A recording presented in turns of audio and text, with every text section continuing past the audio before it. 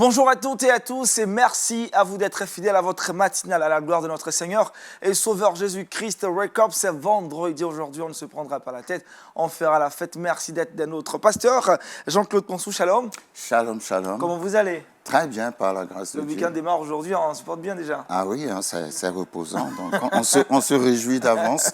D'accord. Jean-Richard, shalom. Bonjour Aniel et shalom à tous. Comment on va? Très bien, merci. Ah, tu peux être la forme. Ah oui, le week-end, on est tous joyeux. Félicien aussi à la pêche. Ah oui, j'ai la pêche. Hein. Shalom Aniel et shalom à tous. C'est fait plaisir de vous retrouver. Et puis ce matin, notre invité du jour, c'est le directeur général de Bruxelles Airlines Côte d'Ivoire, Pierre Desclercq. Shalom. Merci, shalom à vous, shalom à tout le monde. Très content d'être là. On est aussi content d'être avec vous. Super. Alors Jean-Richard, avec toi, on parlera de quoi aujourd'hui dans Culture Actuelle, saviez-vous? Dans Culture Actuelle, nous sommes vendredi, tu l'as dit, et dans Culture Actuelle, en ce jour, on parlera film. Tous les vendredis, nous nous évertuons à présenter quelques films à toutes ces personnes qui nous regardent, question de les regarder en famille. Et puis dans le saviez-vous, tu l'as dit, on reçoit le directeur général de Bruxelles Airlines. On parlera certainement aviation, compagnie aérienne. Je me suis dit, pourquoi ne pas parler de religion et de tourisme? Jean-Richard, c'est parfait ça. Paul Félicia, qu'est-ce qu'on a choisi aujourd'hui comme thématique? Aujourd'hui, c'est vendredi, c'est le week-end et on a choisi de parler de quelques idées pour briser tout simplement la routine. Ah, c'est intéressant ça, Jean-Richard. Paul Félicia, les sujets se rejoignent. Avec Pierre, on parlera de Bruxelles Airlines, donc cette compagnie aérienne. Dites-nous très rapidement, en quelques mots, ça fait combien d'années que Bruxelles Airlines existe? Bruxelles Airlines, c'est une compagnie assez jeune, on a 18 ans. Et moi, je suis en Côte d'Ivoire depuis 1 an et demi. Depuis 1 an et demi. Donc, j'ai le plaisir de représenter la compagnie en Côte d'Ivoire et pour la région. Voilà, on parlera aujourd'hui de Bruxelles Airlines tout à l'heure, mais déjà, Abidjan vous plaît, la Côte d'Ivoire, ça vous séduit? Très fort. Vraiment, j'ai bien bougé, j'ai bien découvert déjà une grande partie du pays. Et donc, j'ai encore pas mal de choses à voir. Intéressant. Restez avec nous, ça sera dans l'affiche. On parlera de cette compagnie aérienne, vous qui aimez voyager, mais surtout bien voyager. Notre petit déj ce matin nous est servi par le pasteur Ponsou Jean-Claude et c'est maintenant dans Méditons ensemble.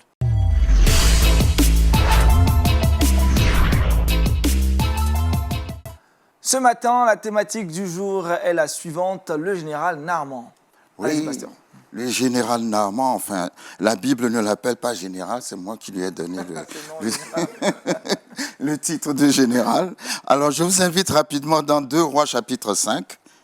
2 Rois chapitre 5, je vais beaucoup lire, comme ça on va plus vite. Naaman, chef de l'armée du roi de Syrie, c'est pour ça que je l'appelle général Naaman, jouissait de la faveur de son maître et d'une grande considération, car c'était par lui que l'Éternel avait délivré les Syriens.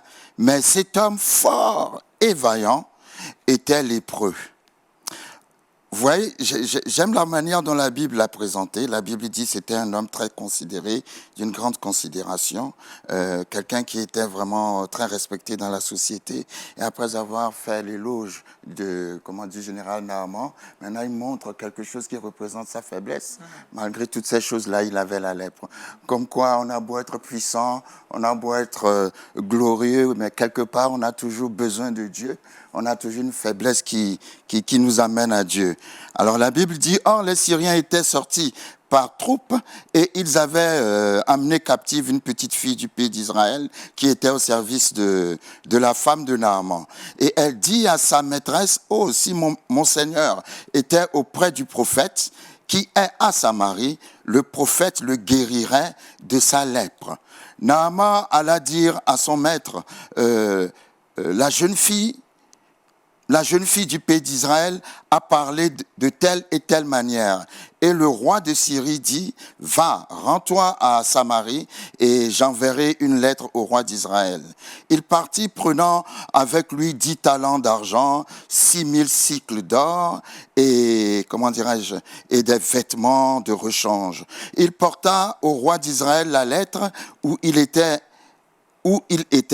Maintenant, quand cette lettre te sera, parvenue, tu sauras que je t'envoie Naaman mon serviteur, afin que tu le guérisses de sa lèpre. Donc, il va arriver à Samarie. La Bible dit au verset 8, lorsque Élisée, homme de Dieu, apprit que le roi d'Israël avait déchiré ses vêtements, il envoya dire au roi, pourquoi as-tu déchiré tes vêtements? Laisse-le venir à moi et il saura qu'il y a un prophète en Israël. Naaman vint avec ses chevaux, son char, et il s'arrêta à la porte de la maison d'Élisée. Élisée lui fit dire par un messager, va et lave-toi 7 fois dans le Jourdain, ta chair redeviendra saine et tu seras pur. Naaman fut irrité et il s'en alla en disant, voici je me disais. Une autre version dit, voici je pensais. Il sortira vers moi, il se présentera lui-même, il invoquera le nom de l'Éternel, son Dieu, il agitera sa main sur la place. Et bon, bref, brièvement, Naaman est un homme d'honneur. Partout où il se rendait, on lui rendait les honneurs. Et lorsqu'il allait voir le prophète, l'homme de Dieu, il s'imaginait recevoir des honneurs aussi. Il n'a pas compris que c'était plutôt à lui de rendre les honneurs à Dieu, mais il s'attendait à ce que Dieu lui rende des honneurs. Et lorsqu'il est arrivé chez Élisée, Élisée n'est même pas sorti de sa maison. Il a envoyé un messager lui dire, va te laver 7 fois dans le Jourdain et ta lèpre va disparaître. Et il est fâché. Il s'est irrité. Pourquoi? Parce que, bon, numéro 1, on ne lui a pas rendu les honneurs. Numéro 2, les plus beaux fleuves se trouvent en Syrie. Et le Jourdain comparé au fleuve de Syrie, vous voyez. Donc, il a dit ceci qui est très important. Il a dit, je pensais. Bon, là, ici, la version dit, je me disais, mais en fait, c'est je pensais. C'est juste pour préciser que les pensées sont des ennemis, peuvent être des ennemis de la foi. Parce que lui, il se rend vers l'homme de Dieu pour que Dieu le guérisse. Et il s'est déjà figuré la manière dont Dieu va le guérir. Vous voyez? Donc, lorsque nous nous approchons de Dieu, approchons-nous en laissant à Dieu le choix, l'opportunité de nous secourir comme il veut. Parce que si nous nous faisons déjà une image de la manière dont la chose va se passer, ce qui va se passer, c'est que nous serons déçus, nous allons abandonner la foi. Donc faisons attention à nos pensées, il ne faut pas que nos pensées soient un blocage à notre percée. Il y a, Éphésiens 3, chapitre 3, verset 20, qui dit « À celui qui peut faire infiniment au-delà de tout ce que nous lui demandons et pensons. » Donc, Dieu est illimité. Toi, tu te dis, bon, ça va se passer de cette façon, alors qu'il a programmé que ça va se passer d'une autre façon. Et la Bible dit au passage, en allant voir l'homme de Dieu, au verset, il avait pris beaucoup, au verset 5, la Bible dit, il avait 6000 cycles d'or, 10 talents d'argent. Bon, lorsque la Bible de Jimmy Swaggart a écrit une Bible où il a essayé d'évaluer la valeur de ces dons dans l'Ancien Testament par rapport au dollar d'aujourd'hui. Donc, en fait, Naaman était parti avec des dons qui équivalaient à peu près à 3 millions de dollars. Wow. 3 millions de dollars, ouais. Pour aller voir Élisée. Donc, quand Élisée n'est même pas sorti pour le rencontrer, il lui a dit d'aller se laver dans le Jourdain, il s'était fâché et il allait partir. Mais ses serviteurs lui ont dit, mais si on t'avait demandé quelque chose de très compliqué, je ne sais pas, va chercher un coq qui a des dents dans la bouche ou bien quelque chose de très compliqué, tu ferais le tour du monde pour trouver cette chose. Mais là, on te demande quelque chose de très simple. Donc, ses serviteurs, lui ont donné le conseil d'écouter la parole d'Élisée. Et qu'est-ce qui va se passer? Il va aller se tremper 7 fois dans le Jourdain. Mais je crois que par là, Dieu voulait lui apprendre aussi une certaine humilité. Et Dieu voulait aussi lui apprendre à venir vers lui comme il est.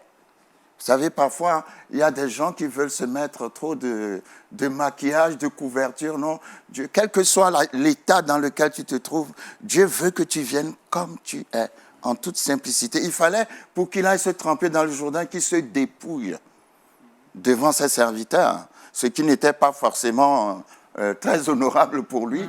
Mais Dieu l'a fait passer par là, pour qu'il puisse avoir un esprit d'humilité, pour qu'il apprenne à se rabaisser. Alors, il est parti dans le Jourdain une fois, Il est ressorti et la lèpre était toujours là. Ses serviteurs lui ont dit, retourne encore. Il est reparti, il est ressorti, on lui a dit, retourne encore. Et la 7e fois quand il est parti, qu'il est ressorti, la lèpre a disparu. Et donc, Élisée a refusé de recevoir les 3 millions de dons. Il est extraordinaire, hein, je ne sais pas. Parce qu'il ne voulait pas que Naaman ait en tête l'idée que notre Dieu est un Dieu qu'il faut payer pour avoir la guérison. Et c'est comme ça que son histoire s'est terminée. Pour aller brièvement. Donc, qu'est-ce que nous pouvons retirer comme leçon de cette histoire? C'est que, bon, approchons-nous de Dieu comme nous sommes, sans orgueil, comment dirais-je, avec un esprit d'humilité, et tout en nous attendant à tout, non pas avec un programme que nous avons fait personnellement déjà, en nous imaginant que ça va se passer de telle façon ou de telle autre. Voilà. Merci, pasteur. En tout cas, très belle exhortation ce matin sur le personnage de cette Bible qu'on connaît tous, le général Naaman. Mais pasteur, comment justement se départir de ces pensées parfois qui nous mettent dans une certaine forme où Dieu doit agir de cette façon? Oui, je ne sais pas, bon, comme l'homme est doué d'une grande imagination. C'est Dieu qui nous l'a donné. Oui, en plus. Oui, bon, je pense que généralement, Dieu fait toujours des choses auxquelles nous ne nous attendons pas. De bonnes choses auxquelles nous ne nous attendons pas. C'est pour ça que j'aime ce verset, Éphésiens 3:20, à celui qui peut faire infiniment au-delà de tout ce que nous lui demandons et pensons. Et je dis toujours, Dieu ne veut pas te donner ce que tu lui as demandé, il va te donner ce que tu n'as pas pensé. Quelque chose de plus grand que tu lui as demandé. Donc il faut toujours lui laisser cette marge-là d'opération. C'est un grand Dieu. Et parce que les pensées, parfois, peuvent nous bloquer en nous disant, tu vois la situation dans laquelle tu es, tu ne peux pas t'en sortir. Et pourtant, avec Dieu, rien n'est impossible. Alors, pasteur, quand on demande une chose à Dieu, il ne faudrait pas prier aussi pour demander le moyen d'obtenir cette chose. Dieu seul sait le moyen qu'il faut emprunter. C'est ce que j'allais dire. Ouais, c'est ce que j'allais dire. Quand vous parlez de moyens, vous parlez de quoi précisément? Je veux obtenir quelque chose. J'ai déjà une petite idée derrière la tête. Seigneur, je veux que tu passes par cette voie pour que j'obtienne cette chose. Ah, ça, c'est manipuler Dieu. Non, Dieu, il fait ce qu'il veut, il est souverain. Il est souverain, il fait ce qu'il veut. Ses voies sont vraiment insondables. Ses voies sont insondables. Jean-Richard Paul Félicia, à propos de l'exhortation déjà sur... Évoquer la notion de l'humilité qui n'est pas le partage de tous les enfants de Dieu. Est-ce qu'à cet effet, il y a des astuces spirituelles pour acquérir cette humilité-là? Le mot humilité vient d'un mot latin humus, qui signifie terre ou poussière. Donc en fait, l'humilité veut dire te souvenir que tu viens de la poussière. Donc ça te permet, lorsque tu sais d'où tu viens, de savoir, de ne pas te donner trop de valeur.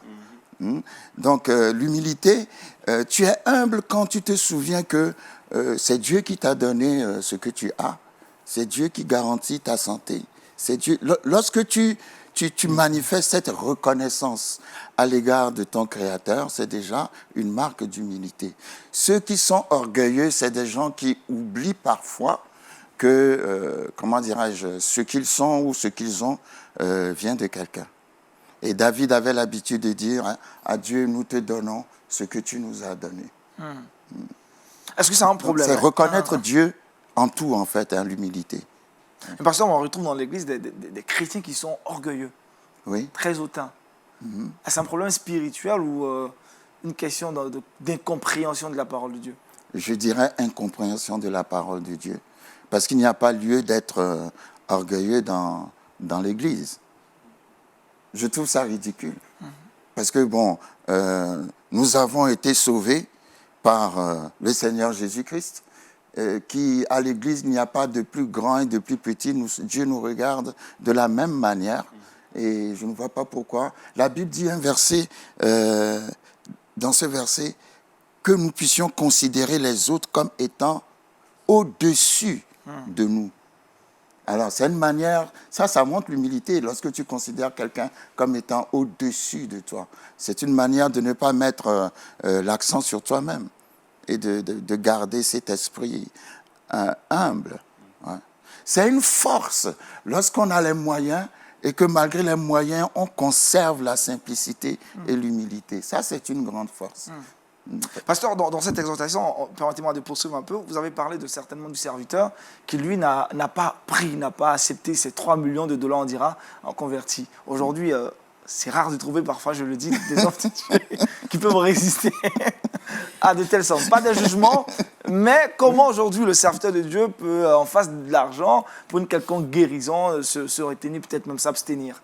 Oui, bon, il faut qu'on fasse attention parce que il y a eu un moment où on a tellement prêché le message de la prospérité. Les gens qui veulent la guérison, on leur demande, il faut semer, il faut apporter une offrande, il faut faire ceci et tout ça. Bon, moi, je pense tout simplement, si vous priez pour quelqu'un et que la personne est guérie et que la personne veut, automatiquement, je pense, si moi j'étais malade et que j'ai été guéri, cette guérison me donnera la joie d'offrir quelque chose à Dieu.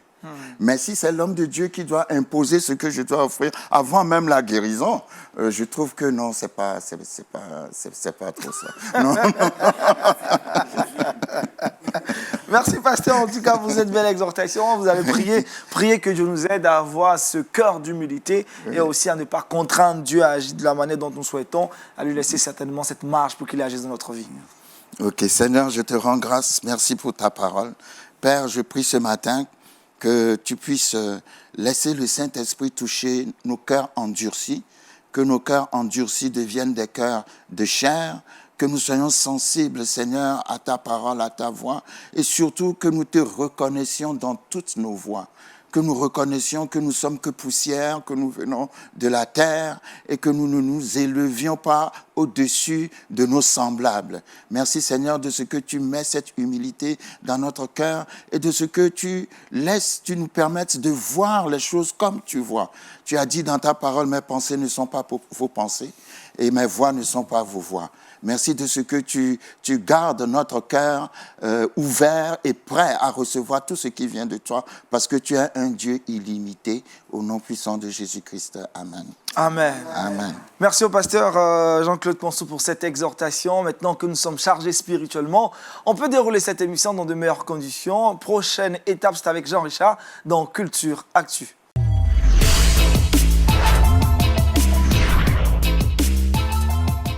Jean-Richard, sélection filmique pour ce week-end, proposition de film. Effectivement, merci Aniel. Nous sommes vendredi et c'est connu le vendredi. Nous sommes dans l'effervescence, dans l'euphorie. Nous sommes aux portes du week-end. Heureux nous le sommes. C'est un moment que nous passerons certainement en famille et Culture Actu entend contribuer, pourquoi pas, à votre week-end. Rentre dans votre week-end ludique, distractif, éducatif, mais aussi spirituel. C'est notre objectif. Et à travers cet objectif-là, nous avons décidé de vous offrir une sélection filmique, une sélection que vous pouvez regarder non seulement en famille, avec des amis, avec un frère, avec une personne qui a à la fois, pourquoi peut-être chancelante, question d'édifier cette personne. La particularité généralement de notre sélection, nous tenons à le rappeler, c'est que les films que nous présentons, vous avez la possibilité de les retrouver sur quelques plateformes, les regarder gratuitement. Et aujourd'hui, notre centre d'intérêt, ce sont 3 films, des films qui ont non seulement un regard dans le passé, dans le présent et dans le futur, vous le verrez. Le premier film que je présente aujourd'hui, c'est un film que j'ai présenté entièrement il y a de cela quelques mois. Le film, c'est Les 10 commandements. Eh bien, c'est un film qui fait à nouveau l'actualité et pour cause, le nouveau film, la nouvelle adaptation est en tournage. C'est un film, tenez-vous bien, qui date de 1956. La première adaptation, déjà, c'était en 1923. Il est considéré comme l'un des films chrétiens, l'un des plus grands films chrétiens. C'est un film épique qui rapporte l'histoire du peuple d'Israël en Égypte, qui est racontée dans l'Ancien Testament, dans le livre d'Exode, qui évoque également la vie de Moïse, sa naissance, les difficultés que Moïse a rencontrées. C'est un film qui a engrangé, figurez-vous, à sa sortie en 1956, près de 85 millions de dollars en 1956. C'est un immense film qui sera réadapté pour cette année 2020. C'est vrai qu'il est en version blanc-noir, mais c'est un film qui, je pense, est d'actualité et vous pouvez le regarder. C'est un film qu'on retrouve gratuitement sur plusieurs plateformes. Un film que je recommande vivement à quelqu'un qui nous regarde aujourd'hui. Le deuxième film, c'est un film qu'on connaît également, qu'on a présenté. C'est une saga cinématographique, mais je tiens à revenir sur l'épisode 1 de ce film. C'est Dieu n'est pas mort 1. Eh bien, Dieu n'est pas mort 1 est sorti le 21 mars 2014. C'est vrai que ça fait 6 années aujourd'hui, mais je pense que ce film est d'actualité parce que aujourd'hui Dieu est mis au garage, Dieu est cloué au pilori, les valeurs s'effondrent. Pour de nombreuses personnes, Dieu serait mort. Eh bien, ce film-là démontre que Dieu est bien vivant, très bien vivant. C'est pourquoi ce film-là, je le propose dans ma sélection filmique. Gros succès de l'année 2014. Figurez-vous que pour le budget de ces films, c'était 2 millions de dollars pour l'enregistrement du film. Et au box-office, en termes de bénéfices, le film a engrangé 60 millions de dollars. Wow. Gros bénéfice, Dieu n'est pas mort. C'est vrai qu'aujourd'hui, on est à la 3e saga de ce film, puisque Dieu n'est pas mort 1 est sorti en 2014, le Dieu n'est pas mort 2 est sorti en 2016, le Dieu n'est pas mort 3 est sorti en 2019. Mais je vous invite à revoir la première version de ce film qui rapporte l'histoire de la jeunesse, des études, l'histoire de l'inexistence, de la contestation de l'existence de Dieu, l'histoire de ce jeune garçon étudiant qui est contraire à beaucoup de choses, mais qui restera foncièrement attaché dans les voies du Seigneur. Et puis, vous le savez, désormais, les vendredis, on a un regard particulier sur les tout-petits. On ne les oublie surtout pas dans notre sélection filmique parce qu'ils font partie de la famille. Il ne faudrait pas les oublier. Eh bien, pour les tout-petits, j'ai prévu également un autre film que vous retrouverez sur plusieurs plateformes. C'est « Il était une fois ». Jésus. C'est un film d'animation qui est sorti en 2000, voici quelques années, un film d'1h30 qui rapporte non seulement les grandes lignes de la vie de Jésus-Christ, sa naissance, son ministère, sa mort, sa résurrection, question d'impacter par la vie de Jésus, la vie de nos enfants. Voici un film que je recommande aux familles, aux parents, pour les enfants. Voici donc ces 3 films que je t'ai à présenter. Les 10 commandements, sorti en 1923, sa première sortie. C'était un film muet, adapté en 1956, qui sera réadapté en cette année 2020. Mais je vous invite à voir la version noir et blanc. Un très beau film. Le deuxième film, c'est Dieu n'est pas mort. Et puis le dernier film, pour nos tout petits, Il était une fois Jésus. On ne saurait terminer avant de vous laisser regarder entièrement ces films. On vous propose, pourquoi pas, une petite bande-annonce. Si un nouveau fléau vient s'abattre sur ton royaume, ce sera pour te punir que notre Dieu l'aura envoyé. Et une telle plainte s'élèvera alors de l'Égypte tout entière. Tu seras obligé de laisser partir mes frères. Ne reparais plus devant moi, Moïse. Car le jour que tu reverrais mon visage serait pour toi le dernier. Pourquoi le fils de Néfertari fut-il la première victime? Comment la mort des premiers-nés d'Égypte sauva-t-elle les esclaves? Sors du pays d'Égypte avec ton peuple. Vous êtes libre. Qui organisa l'Exode, la plus grande migration que le monde ait jamais connue? Est-ce Josué, interprété par John Derek? Est-ce lui, futur chef militaire du peuple d'Israël?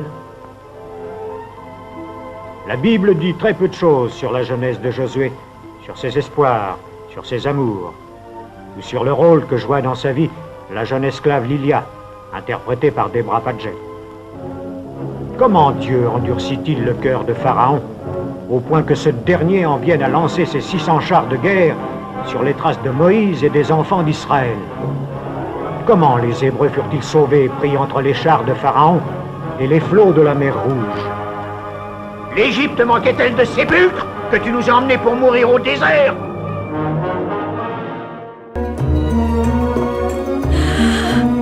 S'il vous plaît, pardon. Mes amis, écoutez-moi.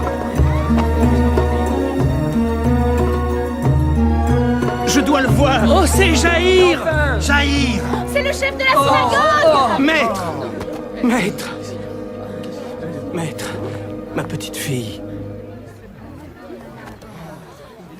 Elle est à l'agonie. Je t'en prie, viens chez moi et impose tes mains sur mon enfant. Viens. Pour qu'elle guérisse. Oui. Oui, je viens. Je te suis. Merci, maître, merci. Par ici, ce n'est pas loin. Ce n'est pas loin. Non! Monsieur, non. Ce n'est plus la peine de déranger le maître. Non! N'aie pas peur. Aie la foi.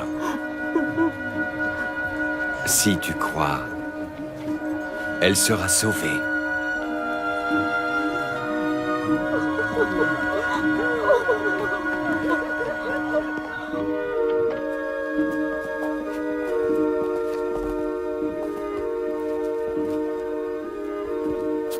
Petite fille, je te l'ai... Professeur Radisson, cours de philosophie, code 150, introduction à la pensée philosophique. Avec votre permission, j'aimerais donc éviter ce débat inintéressant pour passer à la conclusion connue de tout étudiant de 2e année. Il n'y a pas de Dieu. Pour ce, je vous demande maintenant d'écrire sur la feuille de papier que je vous ai distribuée 3 mots. Dieu est mort.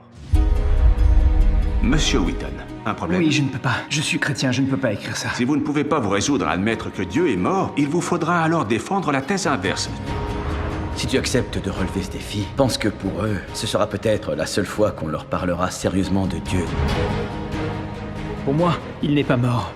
Il est vivant. Et je ne veux pas qu'on cesse de croire en lui uniquement parce que un professeur le souhaite. Monsieur Wheaton, vous êtes prêt?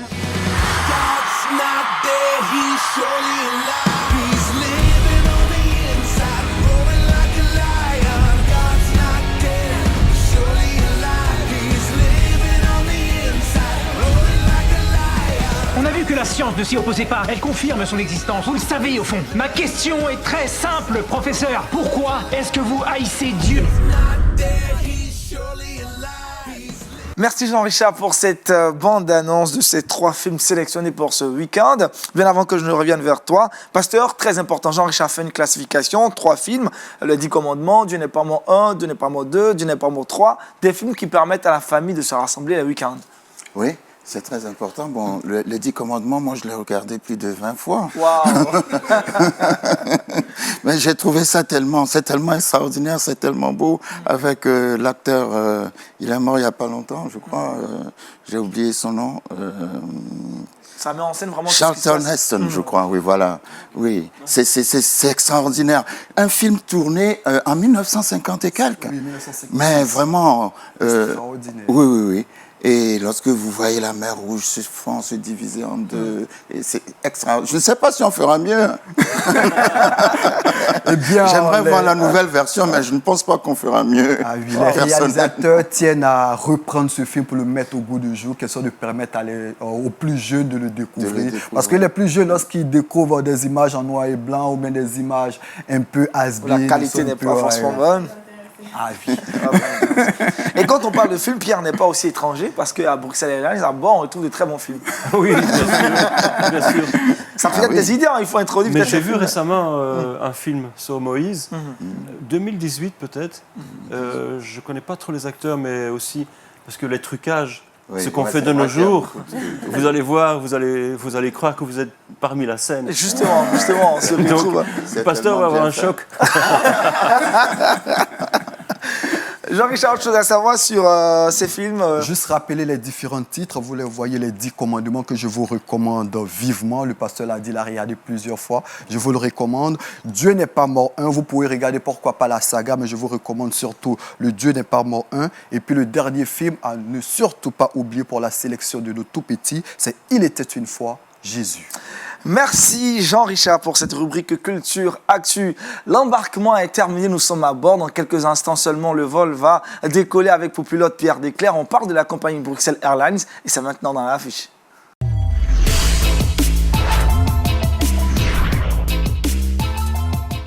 Bonjour Pierre. Salut. Alors qu'est-ce que ça te fait d'être sur le plateau de Wake Up? Belle ambiance ce matin. Très joli plateau, avec des amis déjà. On a fait des amitiés. Super, super. Non, je me sens déjà presque chez moi. Alors, on parle de votre compagnie, Bruxelles Airlines. Dites-nous déjà, qu'est-ce que Bruxelles fait de particulier? De particulier, avant tout, évidemment, nous sommes la connexion entre la Côte d'Ivoire et la Belgique. Bruxelles, capitale de l'Europe, de l'Union européenne. Donc on est fiers Européens et on est fiers Africains aussi. Et parce que quand même, on est en Côte d'Ivoire, mais Bruxelles Airlines, on est sur une trentaine de villes en Afrique. Donc, et puis on s'occupe des passagers et du cargo. Il ne faut pas oublier le cargo, parce que qui dit cargo dit économie. On fait tourner l'économie. On est acteur dans ce processus. Alors, c'est combien de vols par jour en moyenne? Quotidien. quotidien. On a le vol quotidien au départ d'Abidjan. Et ce qui est particulier avec nous, on combine 2 points. Donc on vient de Bruxelles et on ferait par exemple Ouagadougou ou Cotonou avec Abidjan. Donc on fait des triangulaires. Triangulaire, donc tout le monde est servi, hein. On descend à Cotonou, oui, tout à fait. Après on part à Ouagadougou. On pense aux voisins. Tout le monde passe, on passe dans ces différentes capitales. Aujourd'hui, Bruxelles Airlines est une compagnie qui plus ou moins est préférentielle, vu ces différents tarifs, mais aussi le confort. Parlons donc du confort. Qu'est-ce que le client a droit quand il aborde Bruxelles Airlines? Bon, le vol entre la Côte d'Ivoire et l'Europe, ou Bruxelles, c'est 6 heures, plus ou moins. Donc, il y a une partie qui trouvera qu'on va faire dodo, parce qu'il faut dormir. Elle s'installe, et puis il y a tous les sièges qu'il faut, le confort, etc. On a plusieurs types de confort. Mais on est très connu, en tout cas en Belgique, on est connu pour la gastronomie. C'est très important pour nous. Donc, on espère que le client prendra quand même le temps de déguster ce qu'on offre. Les Africains mangent. Hein. Et voilà, donc... on aime bien manger. Ce qu'on offre, c'est important. Comment nous l'offrons, c'est important aussi. Donc, et puis le retour au départ de Bruxelles vers Abidjan, c'est en vol de jour. Donc là, on en prend vraiment le temps de déguster. On vous soigne. On est soigné. On est soigné à bord. Et je vous garantis, hein, c'est bien vrai, on a emprunté Bruxelles à 2 reprises pour aller en Israël. À Abidjan, Bruxelles, on a été vraiment gâtés. Hein. Comme on était à la maison, on a bien mangé. C'est clair, ça. Déjà, LMTV, on est chez nous et vous êtes chez nous parce que c'est vrai qu'on a beaucoup de travail. On fait beaucoup de travaux ensemble. On a des jolis groupes vers Tel Aviv. On voudrait, je peux peut-être annoncer, mais on voudrait aussi déjà mettre d'autres destinations en focus, en fait. Et on pense la Belgique, on pense Montréal. On va ouvrir Montréal, donc on va voir avec LMTV ce qu'on peut faire pour promouvoir ça. Parce qu'il y a beaucoup d'Africains à Montréal, au Canada, on va dire d'une manière générale. Bien sûr. Et donc ici déjà à Abidjan, on le sait très bien parce qu'on on a l'ambassade du Canada, mais il y a également le bureau permanent du Québec.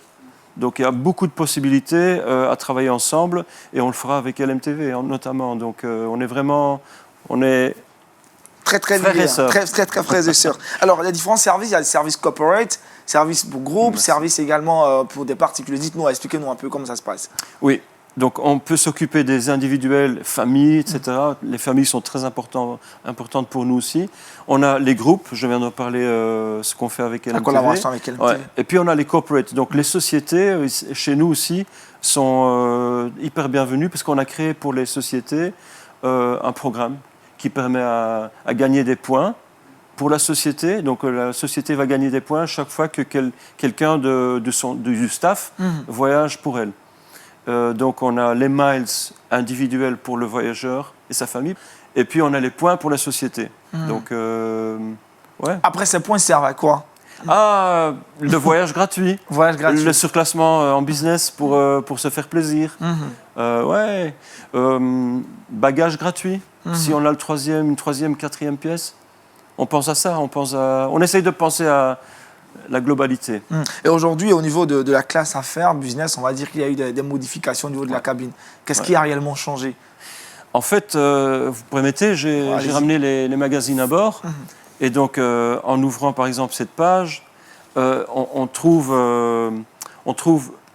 la référence à Boutique Hôtel. Alors, cette publicité, elle est là parce que nous avons refait toute notre cabine en business, en classe éco aussi. On a refait toute la cabine et on se sent dans ce concept de boutique hôtel. C'est quoi? Le boutique hôtel, c'est l'hôtel sympa, petit, très proche de la clientèle, le cadre assez exclusif, et on essaye d'être ça. Donc on est ce qu'on est. On est une petite compagnie, on est la Belgique, mais on est très fiers de nous et on est très proche du client. C'est une innovation de Bruxelles Airlines. L'investissement est énorme parce que c'est sur 10 avions, 10 Airbus qui volent sur toute l'Afrique. Mais chaque Airbus a été renouvelé, donc la flotte est entièrement neuve. Et on aura à célébrer ça en Côte d'Ivoire à partir de juillet. Mais c'est déjà une pré-annonce sur LMTV, sur Wake Up. Et on a l'exclusivité, c'est inédit, on a l'information. Faites le bruit. Et pour cela, le PDG général de Bruxelles International sera présent. Ouais. On va essayer d'avoir le PDG ici à Abidjan pour faire une conférence de presse. Et si possible, je l'amène sur le plateau. Justement, déjà, il faut nous annoncer. On sera très ravis de le recevoir. Je le mettrai déjà à l'aise à côté de Pasteur. D'accord. Jean-Richard, les questions? Moi, je voudrais savoir, en termes de destination, combien de capitales sont desservies aujourd'hui par Bruxelles Airlines?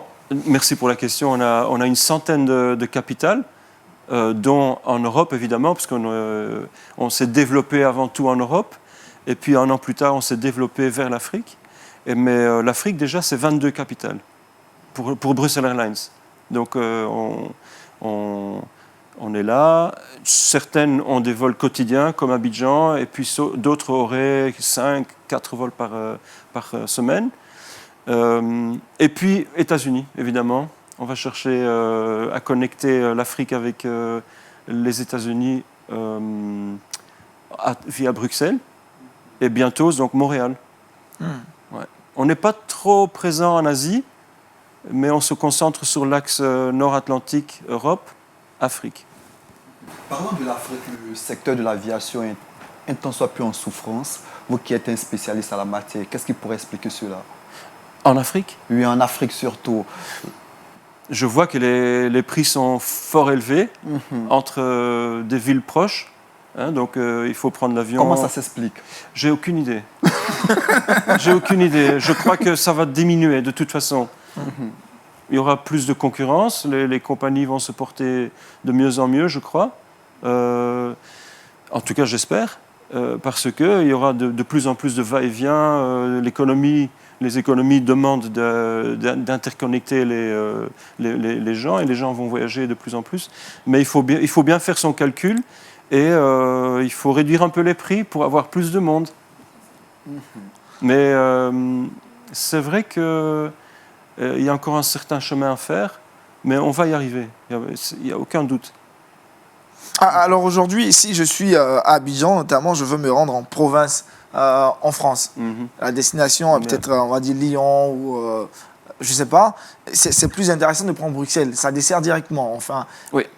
Ça se passe comment? Alors, nous sommes très forts en province. Donc, on a Lyon, on a Toulouse, Marseille, Nice, etc. Et donc, le point fort, c'est que quand on va d'Abidjan vers, par exemple, Lyon, on peut passer par Bruxelles.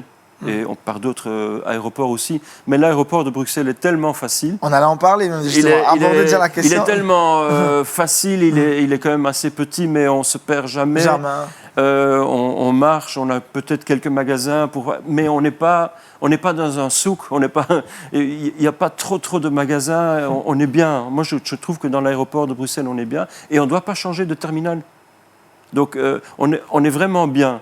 On se promène et on va vers la prochaine porte, le gate. Et c'est la porte pour Lyon, Toulouse, Marseille, etc. Donc, le point de transit, Bruxelles, est vraiment excellent. Si. Oui, d'accord. Donc, voilà, on fait tout pour que le voyage à bord et en transit soit le plus facile possible. Plus facile. Ouais. Et l'aéroport de Bruxelles est très beau aéroport, superbe, en tout cas facile encore en déplacement, mobilité, c'est splendide. Est-ce qu'aujourd'hui, la tarification des billets est accessible? Est-ce que les prix au niveau de Bruxelles permettent aux clients de voyager avec une bourse assez moyenne? Oui, tout à fait. Donc on a pour toutes les bourses, on peut dire, mais la règle en or, évidemment, c'est, on le dit si bien en anglais, first come, first served. Donc les tarifs les moins chers sont disponibles déjà très longtemps à l'avance, 11 mois à l'avance. Et celui ou celle qui connaît très bien sa date de départ, achetez au plus vite possible parce que les tarifs sont disponibles déjà 11 mois à l'avance. Mais sinon, on a pour toutes les bourses. Et surtout, à côté de ça, on fait les programmes vers les points, les miles, pour qu'il y aurait peut-être par après un surclassement gratuit.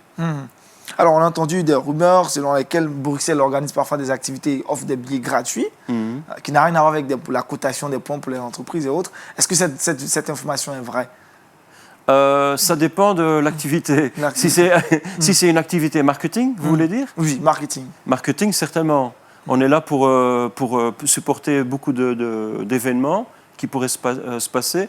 On est en train de, par exemple, parler en ce moment avec RICA, c'est l'événement, le cirque à Abidjan, qui est le plus grand pour l'Afrique. Wow. Oui, oui, et donc il y aura des Togolais, des Béninois, etc., mais aussi des Canadiens qui viendront. Donc on essaie de voir, tiens, où est-ce qu'on peut se poser et puis dire, voilà, ce voyage-là, il est sur nous, parce que l'événement à Abidjan est tellement important. Donc dans ce plan-là, oui, et puis l'autre plan sera toujours accumuler les points, accumuler les miles. D'accord. Et au-delà des points, comment est-ce que Bruxelles fidélise sa clientèle? Est-ce qu'il y a d'autres produits que Bruxelles met à disposition? La plus grande fidélisation, c'est de connaître mon équipe. C'est mon équipe qui est tellement bien reçue par les professionnels ou par les familles. On reçoit très bien. On a gagné d'ailleurs la Pépite d'Or. Waouh, félicitations. En Côte d'Ivoire pour le meilleur accueil. Mais donc notre équipe, elle est vraiment phénoménale. Elle est là pour le client, elle met le client à l'aise. Donc déjà, en fait, le meilleur voyage commence déjà chez nous, au bureau en zone 4, où on est à l'agence. Mais non, vraiment, on fait un très, très joli boulot, et tout le long de la chaîne de l'expérience, en fait. Et les employés de Bruxelles Airlines Côte d'Ivoire sont naturellement des Ivoiriens? Oui, tous et toutes. J'ai une équipe, on est à 15, 16. Et puis, à part notre équipe à nous, on a aussi le cargo. Donc, j'ai parlé de l'importance du cargo. On a une société sœur qui est sur le plateau et qui s'occupe du cargo. Alors, aujourd'hui, vous êtes directeur de Bruxelles Airlines Côte d'Ivoire, une année et même plus maintenant, quelques mois. Quelles sont les perspectives, vous, en tant que directeur général? Est-ce que vous avez des objectifs à atteindre particulièrement pour encore garantir et rassurer les clients? On est là, on reste là avec le vol quotidien. Ce sera une année très spéciale, hein, il y a les élections. Donc je vois que beaucoup des activités se concentrent autour de janvier, août. Et il y a énormément il y a une grande concentration d'activités. Je parle exhibition, salon, foire internationale. Et puis il y aura la deuxième partie où il y aura les élections et on va être dans le mode élection. Donc les gens vont peut-être voyager moins, parce qu'ils sont plus attachés dans les campagnes, occupés par leur campagne. Donc voilà, ce sera une année où beaucoup de choses vont se passer entre maintenant et au mois d'août. Et puis peut-être après, on va un peu se reposer.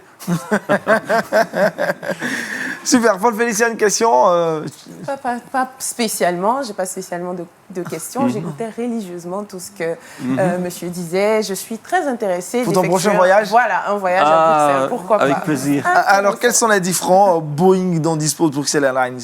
On est sur Airbus. Airbus Europe. Donc on est très loyal à notre marque européenne. Waouh, en tout cas c'est la classe. Hein.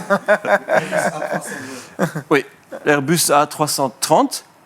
Donc c'est l'Airbus que nous opérons. 330 et qui donne 284 sièges et qui peut aller jusqu'à 20 tonnes de cargo. Wow. Donc on attend impatiemment les mangues. Ouais.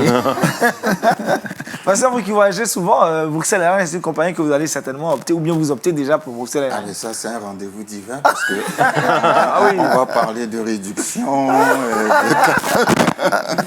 Vous faites souvent la Tel Aviv, Jérusalem et tout ça. Oui, Tel Aviv, on a en fait au départ de Bruxelles, parce qu'on amène nos passagers à Bruxelles, il y aura 2 vols par jour. Ah oui, ça ne m'étonne pas à cause de ceux qui vont là-bas pour visiter. Et on est vraiment grand spécialiste des pèlerinages, en fait, sur Tel Aviv. Justement. Mais il ne faut pas oublier non plus, Pasteur, Lourdes. Il y a Banneux en Belgique. On essaye quand même aussi de montrer qu'il y a, il y a encore beaucoup de sites. Ouais, de beaux sites à découvrir. On est dans ces villes-là aussi.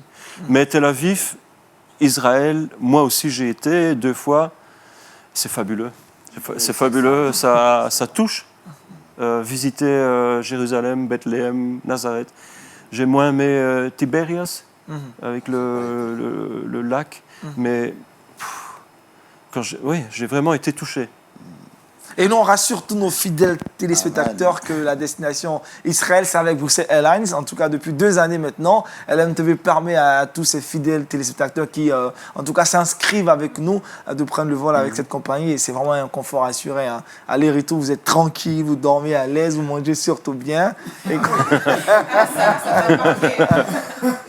Vous mangez surtout bien. Donc, pour les prochains voyages, il faudrait que vous déjà ces téléspectateurs s'inscrivent déjà pour ne pas manquer le rendez-vous divin. Dernière chose, donc, dernière question, droit dans les yeux des téléspectateurs qui nous suivent, qui ont un voyage à faire ces temps-ci, pourquoi devraient-ils choisir Bruxelles Airlines? Très rapidement.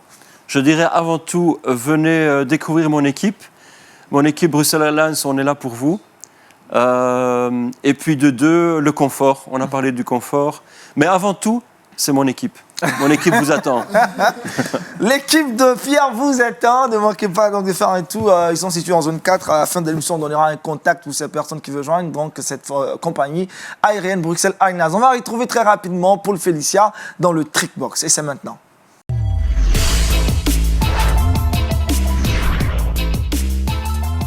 Paul Félicia, quelques idées pour briser la routine. Exactement, quelques idées simples pour briser la routine. Il faut d'abord savoir qu'est-ce que c'est que la routine. Est-ce que quelqu'un pourrait me donner une définition sur ce plateau? On préfère que tu la donnes toi-même. Ah, voilà, je savais. Abonné à la facilité. Voilà. Ah oui, non, je ne suis pas abonnée à la facilité. Je voulais tester votre culture générale, là, effectivement. C'est pas une mais routine, bon, ça. non, je vais donner la réponse. Il n'y a pas de souci, Aniel, il n'y a pas de souci, Jean-Richard. Donc, la routine, c'est quoi? C'est cette capacité d'agir ou de penser qui est à peu près mécanique. On fait la chose de façon répétitive et ça ne laisse pas beaucoup de place au changement, à la créativité, à l'amusement. Et on est le vendredi, c'est le week-end. Pourquoi ne pas changer ses habitudes? Donc, j'ai prévu quelques activités. 3 activités que l'on pourra faire pour changer et pour sortir de la routine. La première des choses, ce week-end, ce que vous pouvez faire, peut-être changer votre décoration intérieure. Voilà. On a l'habitude d'avoir les mêmes sièges positionnés à la même place. Pourquoi ne pas Tout à l'heure, on va changer. Tu vas passer par ici. Ça serait intéressant. On va commencer non, pas ici. À la maison. Chez toi, à la maison. C'est chaud dans mon salon. À partir de samedi, voilà. Félicia, tu prendras la place du pasteur. Pourquoi pas? Non, mais je reste concentrée, hein, ne me distrais pas. Donc, ce que tu peux faire, changer ta déco d'intérieur, mettre un nouveau tableau, refaire la peinture, pourquoi pas? Une activité qui est assez fun et qui va développer ta créativité. Deuxième chose que vous pourrez faire à la maison ce week-end, improviser un week-end spécial avec des amis, etc. On a parlé de Bruxelles Airlines. Si vous avez des miles ou bien si vous avez peut-être un billet d'avion ou vous voulez partir dans un autre pays, si vous avez les moyens, vous pouvez le faire. Ou encore, il y a d'autres destinations, ici même en Côte d'Ivoire, que vous pouvez, vous pouvez aller, voyager ou bien sortir, pourquoi pas, entre amis. C'est très intéressant et ça va vous changer un peu de la routine. Troisième chose que vous pouvez faire, trouver de nouvelles recettes. On sait très bien, ici en Côte d'Ivoire, chez moi à la maison, je l'avoue, c'est les mêmes menus. Le samedi, on sait ce qu'on va manger, on sait ce qu'on va préparer. C'est une interpellation à ta famille. Hein. C'est une interpellation. Non, mais bon, pourquoi ne pas changer de recette? Arrêtez de rigoler comme ça. Je suis en train de parler aux téléspectateurs. Hein. Donc, on sait ce que tu manges lundi. Pourquoi ne pas changer de recette? Pourquoi pas? On fait un nouveau menu, on mange quelque chose de nouveau, on change ses habitudes alimentaires et je vous dis que cela va vous changer. Essayez de des recettes routine. qui viennent de la Belgique, hein, parce que là-bas, ça. Pourquoi pas? Peut-être que Pierre a une recette spéciale qu'il pourra partager avec nous, proposer. Ou je pourrais venir à domicile et faire de la cuisine. Ah voilà, invitez Pierre, il n'y a pas de problème, il viendra faire la cuisine chez vous. Donc voilà, c'était mes 3 activités que je voulais proposer à nos téléspectateurs et à vous aussi sur le plateau, pourquoi pas. Merci Paul Félicia. Quelqu'un d'autre a d'autres astuces?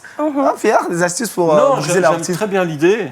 Il faut vraiment... parce qu'en effet, comme tu disais, la routine, elle casse l'innovation, ou en tout cas la spontanéité. C'est ça. Et puis il y a tellement de choses à découvrir dans votre pays. C'est ça. Une balade, 1h30 de route et on est... Émerveillé. Ébloui. Quoi d'autre encore? Enchanté. Il y a le sport, il y a plein d'autres activités que vous pouvez faire. Voilà. Merci Paul Félicia, en tout cas merci pour ces astuces pour briser la routine. Jean-Richard avec lui, on va voyager encore. Aujourd'hui, on va parler de tourisme, de religion dans le Saviez-vous.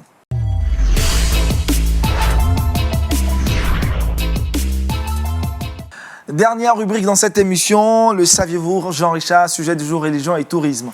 Effectivement, merci Aniel. On ne saurait commencer sans la traditionnelle question. Saviez-vous ce que représente le tourisme religieux, le tourisme de foi dans l'immense industrie touristique. En termes de chiffres. Chiffres. Jean-Richard. Des milliards, 18 milliards de dollars. Wow. L'industrie de la foi représente 18 milliards de dollars. C'est plus de 300 millions de voyageurs dans le monde. Mais que referme exactement cette appellation de tourisme de la foi? Eh bien, ce sont les pèlerinages, les voyages missionnaires, les retraites spirituelles. Je prends 2 exemples assez parlants. Israël a accueilli, par exemple, près de 4,6 millions de touristes lors de l'année 2019. Wow. C'est une première dans l'histoire du pays, véritable record. Cette annonce a été faite il y a de cela quelques semaines par Yariv Levin, qui est le ministre israélien du tourisme. Et puis, au total, c'est près de 11% d'augmentation au regard de l'augmentation du tourisme du côté d'Israël. Environ 23 milliards de shekels ont été recueillis par l'État israélien en ce qui concerne le tourisme de la foi. Ce sont près de 6 milliards de dollars, a indiqué toujours le ministère du Tourisme. Pendant les célébrations de Noël, en Israël, toujours, les hôtels de Jérusalem, de Nazareth, de Bethléem étaient quasiment pleins selon le ministère du Tourisme. Cette résurgence est le fait de chrétiens du monde entier. Pour illustrer un peu mon propos, on se rappelle, du 15 au 18 octobre dernier, des milliers de chrétiens à travers le monde étaient pour la fête des tabernacles. C'était la 40e célébration de cette fête. Tu y étais, cette fête parrainée par l'ambassade chrétienne internationale de Jérusalem. Et puis je prends un autre exemple pour terminer. Au Pays de Galles, pour l'année 2020, un accent particulier sera mis sur la promotion touristique. Et pour cette promotion touristique, pour atteindre les objectifs notamment, pour inciter les uns et les autres à visiter le Pays de Galles, figurez-vous la stratégie trouvée. Le tourisme religieux. Wow. Eh bien, le Pays de Galles compte les plus belles et anciennes églises du monde entier, le Pays de Galles. Et elles sont chiffrées à près de 500 au niveau du Pays de Galles. Eh bien, l'Institut du tourisme au niveau du Pays de Galles, en collaboration avec la Conférence nationale des églises, ont décidé de créer ensemble une plateforme pour la promotion du tourisme de la foi. Pour copier un peu ce qui se passe du côté de l'Israël, ce qu'il faut retenir donc, c'est que le tourisme de la foi a aujourd'hui pignon sur rue. Israël gagne énormément d'argent avec le tourisme de la foi. Et le Pays de Galles, qui regorge d'énormément de sites, près de 500 vieilles églises, entend marcher, pourquoi pas, dans les pas d'Israël. C'est plus de 18 milliards de dollars qu'engrange le tourisme de la foi. Merci Jean-Richard, ça fait plaisir de savoir que ça bouge au niveau des chrétiens et puis une destination, plusieurs destinations et une compagnie donc a abordé Bruxelles Airlines, on va dire facilement avec le directeur, voilà, pour voyager dans le confort et on arrive tranquillement, on passe les visites. Alors, Paul Félix, avant de donner le verset boussole, est-ce qu'il y a un contact ou où est-ce qu'on peut retrouver les adresses de Bruxelles? Sur Facebook, sur Internet? On a deux points de vente, c'est-à-dire en zone 4 sur l'agence et à l'aéroport. Donc, en entrant à l'aéroport, à gauche, tout à fait à gauche. Donc là, 2 points de vente où on a le grand sourire, etc. Et sinon, sur tous les médias. Ça marche, vous tapez seulement Bruxelles Airlines. Trop à mentionner. Voilà, et puis c'est facile, on va retrouver la fabuleuse équipe de Pierre. Voilà. Dieu résiste aux orgueilleux, mais il fait grâce aux humbles. Dieu fait grâce aux humbles. Merci à vous d'avoir assisté à cette émission. Merci au pasteur Jean-Claude, à Pierre, à Félicia, à Jean-Richard, à toute l'équipe de réalisation de Wake Up. Ce fut un plaisir pour nous de partager ces instants avec vous. Vous me retrouverez demain à 17h dans Horizon Jeune. Et puis lundi, la reprise donc, de Wake Up. D'ici là, passez un excellent week-end. Dieu vous veille et gardez le contact avec LMTV pour suivre de merveilleux programmes. Shalom chez vous, la vie est chez vous.